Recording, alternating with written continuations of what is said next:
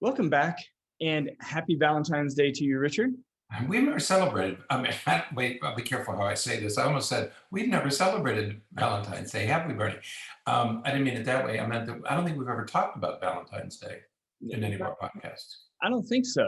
I don't think so. But there was a great article that came out that we found talking about that, talking about Valentine's Day, a holiday that often receives a lot of criticism, like a few other holidays. It receives a lot of criticism about it being a made-up holiday and those kinds of things. But we're going to talk about it from the perspective of a person who's an expert in different types of relationships and I think this is going to be a very timely topic, given everything else that's happening in our world today. It's going to be great to kind of lighten it up a little bit and talk about the importance of Valentine's Day. Right. Yeah, it's one of those holidays where, in fact, there were a couple of comments made toward the end of the week about, oh, it's Valentine's Day, and that's one of those made-up holidays, and I'm not going to celebrate it, and all that derision that comes with what are called phony holidays. But what this article is about is it's one of those times. It's a calendar event, but it's a calendar event with an important message, and that is it's time to stop and celebrate your relationship. It's time to stop and do something different and sort of renew your relationship. Should we need that? Most of the world's religions have something like that. They have these holidays and special observances that come along, just as a reminder that you have a relationship with your creator, or you have a relationship with your savior, you have a relationship with the prophet. And so these are calendar reminders, but like religious holidays, you should be doing this regularly, at least weekly, maybe daily, renewing your relationship. The other nice thing about this is that when we do couples therapy, frequently we talk about a marriage as being like a potted plant. And you have to take care of that plant. If you're not watering it, if you're not giving it enough nutrition, enough sunlight, enough fertilizer, the plant is going to wither and die. And a marriage is like that. If you're not taking care of it, it's going to wither and die. But you're not going to know that until it's dead. I mean, you're not going to know it until you can't resuscitate it anymore. It's going to gradually be dying unbeknownst to you. There was a wonderful interview as I was coming into the office this morning about, and I have to get his book. It's about love and Valentine's Day, but it's a very different view of love. And that is that most of our concept of love is the courting phase of the relationship. And Right. he said, that's just the beginning of a very long journey. Right. And he said, the other part of the journey is a skill that you have to develop. It's not the emotion, it's a skill, and it takes practice, and it takes work, and it takes effort. And that's sort of what this podcast will be about. Absolutely. And, I think that there's a lot to that. And we did do a podcast some time ago, and it's another one of those times when I thought about it and I meant to go in and look for it so I could reference it specifically, but I forgot to do that. But we talked about one about different types of love. And, That's right. and there is, that first infatuation, that first romantic love. Right. Oftentimes that type of love is easy. It just happens. That's right. And we have this delusion where we kind of delude ourselves into believing that type of love is going to last and sustain forever. Now, there's no way that most people could have that level of energy to last for more than Right. it's ready to last like maybe a year, maybe two. Mhm. But after that, yeah, that's the love part may be easy, but the relationship is work. That's right. Exactly. And what we're going to talk about today is thinking about Valentine's Day, and maybe even some other days as days to implement that work, to engage that work intentionally, and the importance of doing that. Right. It's sort of these calendar events are sort of a little tap on the shoulder. and there's this little voice that says to you, you know, I know you're busy at work. I know you have kids. I know they're sick. I know they're little. I know that you have a house, and I know you have financial problems. But the little tap on the shoulder says, you also have a relationship to maintain. And the value of Valentine's Day or any special day, a birthday or anniversary, is a tap on the shoulder to say, hey, we have a relationship here, and that too needs to be taken care of.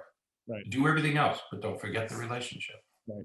Mhm. Absolutely. And so, you know, I guess we could begin by talking about, you know, the value of relationships in general. Research has clearly demonstrated that people who are in healthy relationships, you know, they have longer lives. They report much greater happiness with their lives, more life satisfaction. Less illness. Yeah. Right, less sickness. And so there are a lot of benefits to being in a healthy relationship that extend Right. beyond just the relationship itself. It Right. extends to your your physical well-being. hmm hmm So you know, the science is pretty clear when it comes to that. And so, you know, it's good to be in those kinds of healthy relationships. And the converse is true as well.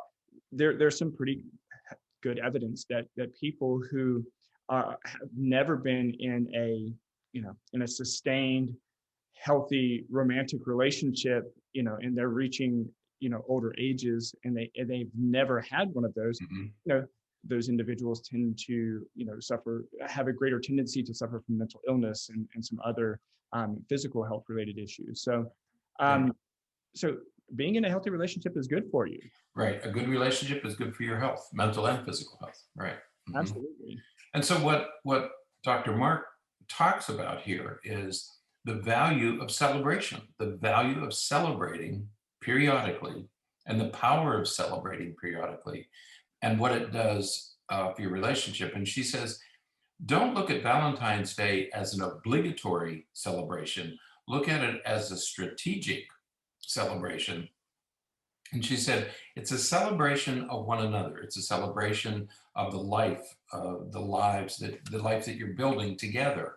And these celebrations are what she calls a crucial component of an intimate and happy romantic life. If Right. you want to maintain the romance, you have to have these celebrations, these acknowledgments, and that's what it helps to fertilize your relationship. Absolutely. And she knows what she's talking about. This is, we're talking about an article written by Dr. Kristen Mark, who is the Joycelyn Elders Endowed Chair and Professor in Sexual Health Education at University of Minnesota in their medical school.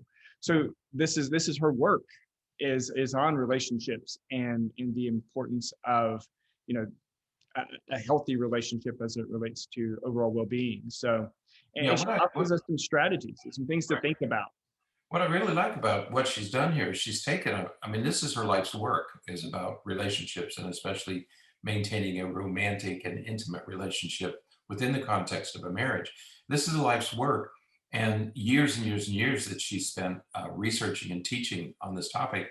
And yet she's distilled it into four really salient, very easy to understand points. So I think she's done a great service by taking a fairly complicated issue and giving us some really useful advice about how to do these celebrations. Absolutely. And so these are four reasons for opportunities, perhaps, or for reasons why we should celebrate relationships. And of course, Valentine's Day is one of those times in which we celebrate relationships. That's right. Um, Right. and so the first one is celebrating is an opportunity for quality time. And I think that, oh my goodness, we could do 5 podcasts on the important difference between quality and quantity. hmm The Right. difference between those two is immeasurable. Um, while you may not have as much actual time together, this celebrating is an opportunity for quality time. So actual time that is spent focusing specifically on the relationship.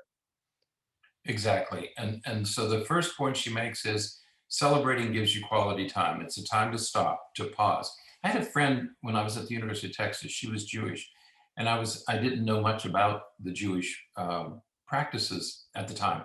And I said, I would ask her different questions, and we talked about Yom Kippur or their Shabbos and why they do the things that they do. And she said, our Sabbath celebration from Friday night to Saturday night is a time to pause and to think about your life. Okay, that's what Jewish people do. Every Friday night to Saturday night, we pause to think about. I said, well, why don't you eat shellfish, or why don't you eat birds? And she said, there's no real reason. It's just a reminder about our beliefs. Right. We confront these things in the world, and we say, no, I can't, because my religion tells me not to. There doesn't have to be a reason. It's just a reminder. Okay, and so again, the celebration gives you quality time. People will stop their normal routines today to think about their relationship, and that's a good thing. Okay, right. Yeah, because if you're not working at it, it's not going to happen automatically. Right. I mean, we live very busy lives, and we talk about this when it comes to parenting, and we talk about this when it comes to relationships. You can be in the same house with someone, but not spend time with one another. That's right. You can be sitting in the same room, sitting on the same couch with someone, right, and not really be spending time with each other. And so, again, Valentine's Day is that tap on the shoulder, as you said. But it's the time to recognize that, when you're sitting down at dinner today, you're probably going to have your phone put away. You're probably going to be sitting there actually engaging in a conversation with your partner, or with the person that you're in the relationship with. And that's something we should be doing every day. That's right. Something we should always strive to do is afford the relationship that quality time, so that it can remain healthy. That's right. Today's going to look a little different. It's going to feel or it should look a little different, feel a little different, occur in a different place. But all those things are reminders that this relationship is important. Right. Absolutely. Now, the second thing that she mentions is that celebrating the relationship cultivates empathetic joy. Right. And again, this is one that I really like this idea. Enjoying successes with each other, understanding and processing failures with each other. These are really important things to do, because while we can do them on our own, we often miss things, or we don't think about things the way that we should. But it keeps everything internalized. And so talking about it in cultivating this empathetic joy and empathetic engagement is really good for a relationship. That's right. You're celebrating, and this is one of those things that you do throughout the year. This isn't something just reserved for Valentine's Day or holidays. What you should be doing throughout the year is to celebrate the successes of the other person. They can be tiny little successes, but you're celebrating their success, which means that I recognize you, I acknowledge you, I am happy for your success, and I'm going to relish your success because it makes all of us better. It makes me better. I'm happy that you are succeeding. And it really, what a way to validate another person. Right, absolutely. I recognize yours, it's one thing to say, and it's one thing to say, hey, great job, man. But it's another thing to really celebrate it. And she talks about this. She has two words here that I wasn't familiar with before I read this article. The passive constructive. Right. She refers to passive constructive response, and that's when you're just telling somebody, "Hey, good job. That's great. Congratulations." Pat on the back. Congratulations. Yeah. But celebrating, actually engaging in a celebration with your partner or with someone to celebrate something, that's more active, an active constructive response, and that creates a closeness, a stronger intimacy, emotional intimacy. And if it's your partner, it can lead to more physical intimacy related to this mutual celebration of your partner's success. I think a lot of times people have a difficult time with that because, um, sometimes something that we've talked about on previous podcasts, some people will see success as a zero-sum game. So, if one of us succeeds, that means that the other one is not succeeding. The other one is maybe even failing. And it's not like that. My partner's success is my success. It's our success. It's a success that we can join and share together. Right. Sure, it may be his or her strength or his or her actual success, but we can share that together. And again, with that empathetic connection that we share related to that celebration of the success, we join in with them. It's fantastic. Yeah, and I really like this idea of an active constructive response, because it's one thing to say, "Oh, great job," or and for a lot of things that's sufficient. Right. But if you're in an intimate relationship and you want to create positive feelings, one of the ways to do it is through active constructive responding, and you do that with some type of celebration. It's one thing to say, "Hey, great job." It's another thing to bring home a balloon or a little cake, or something to celebrate in a more active way. I've done more than pat you on the back. I have taken time to go out and select something that I think you'll enjoy. That's active constructive responding, and that's what we're advised to do. If you want to create positive feelings in a relationship, take time to do active constructive responding and not just passive constructive responding. That sends a powerful and a much different kind of message to a partner. Absolutely. Yeah. Again, number 3 is something that I think is fantastic, Yeah. and that is celebrating as an opportunity for gratitude. And Mhm. this is absolutely something that is missing in so many relationships. Right. Showing your partner gratitude. You know, you hate to say this, but many people get to a point where they take their relationship for granted. They Exactly. take their Right. partner for granted, and it's just, you know what, she'll be there when I get home from work today, or he'll be coming home from work. It's sort of an assumed, and yes, there's always some level of that, but when that just becomes the norm, Right. and you're not showing your partner gratitude for everything that he does or everything that she does, you get into this pattern of taking them for granted. And so this is that little tap on the shoulder again. Show a little gratitude and tell them how much you appreciate them. That's right. And I go back to that potted plant metaphor, where you have the potted plant on the table and you're fertilizing it, you're watering it, you're cleaning the leaves, and it's thriving. It's got just the right amount of sun and the right amount of food, and this plant is thriving. But over time, you fertilize it less, and you don't worry about the sunlight anymore, and you don't water it the way you should, and suddenly it starts to wither. And because you're not tending to it, you're not taking care of it. And one of the ways to do that, these opportunities for celebration, is a way for you to express your gratitude to this person, that you are an important part of my life, and I am grateful. I'm so grateful to have you in my life, especially in this very special kind of relationship. And expressing gratitude is another way to improve and to foster positive emotions, Right. and positive emotions lead to a happy relationship. Right. And the more gratitude you show your partner, it tends to be, the research has suggested that the more gratitude your partner will show you. And then now you're showing each other gratitude. And Right.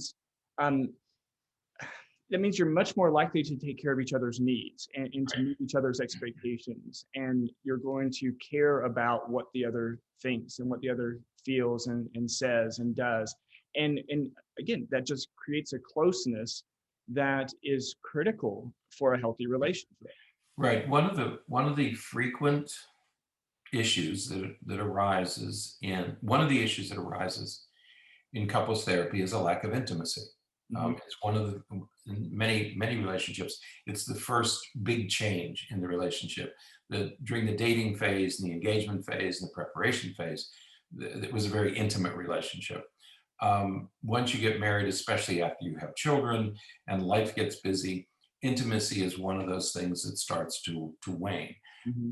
But what this article is telling us is if you want to maintain that intimacy, then you have to show these positive, you have to create these positive feelings in your partner, and gratitude is one way to do that.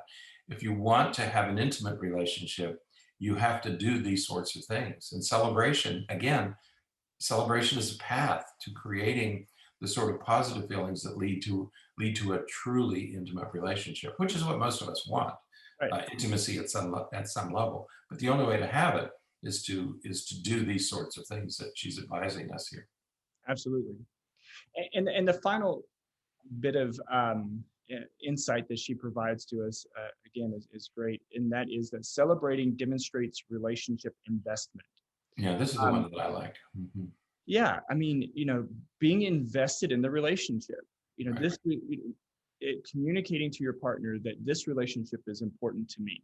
It is something that I want to foster. It is something that I want to encourage to grow and take care of, so that it can be maintained and continue. I will, when you think about investing, that means that you're putting something into it. And so with the idea that it will grow, whatever you put in will manifest in some multiple. And so, I'm going to put a lot of energy and a lot of work into this relationship with the idea that means that the relationship will get stronger, and then I'll get some of that back, and the investment will grow. Right. Yeah. One of the things that she says early in the article is that, celebrating builds, and research and science supports it. And one of the studies that she doesn't report on the study, but she reports on the study findings. And she says that the benefits of investing in your relationship, there's actual research done on this topic, that people do this for a living. The benefits of investing in your relationship far outweigh the time and energy it takes to make the investment. Right. Okay. So yes, we know it takes time. You have to go get that special gift or that special time or that special meal. But the benefit of making the investment far outweighs any effort you're going to put into making that investment. Right. And that's what research, that's what the science says. And so I really like number 4. I just think that you have to be invested in the relationship. You have to be doing things on a regular basis and you just keep working and working and working at it, and you get better and better and better, and the relationship prospers. Absolutely. And you get better. And look, for those of you out there who have never attempted these things, or never, really thought about these, but, maybe have seen the light and have decided that you want to make a change. Now that we've gone through a year of COVID, and you had, you haven't been able to connect with other people as much, and you want to, foster these relationships that you do have, and strengthen them. There are lots of strategies that you can do for this. Right. For example, you can, on your phone, you can start a note.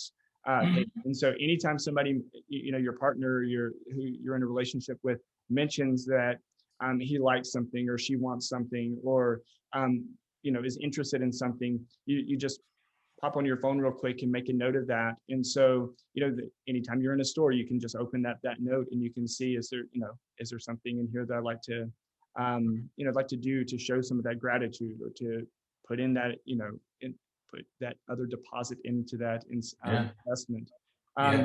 Just little things that you can do. It doesn't take a whole lot. You just have to be mindful. You just have to think about it, and dare I say, care about it enough to do that.